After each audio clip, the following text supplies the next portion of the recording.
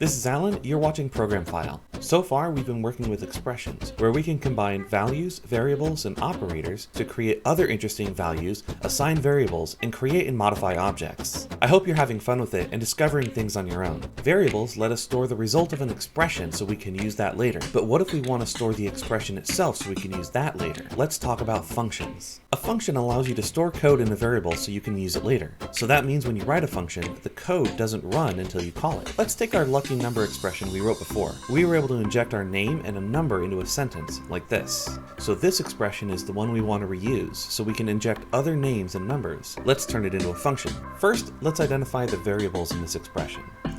There's name, and there's these numbers. We'll call them A and B. So these will be the input to our function.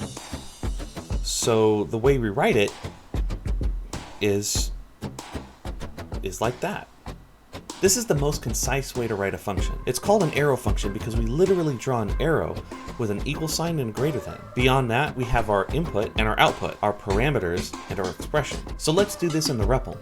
Parentheses, name, comma, A, comma, B, closing parentheses.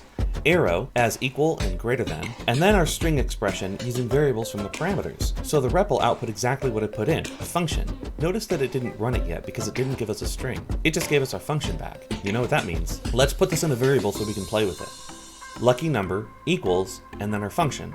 Now we can call our function like this. Lucky number, open parentheses, your name is a string, comma, a number for A and a number for B, closing parentheses. Enter. And there's our lucky number string. Now let's call it again with different parameters.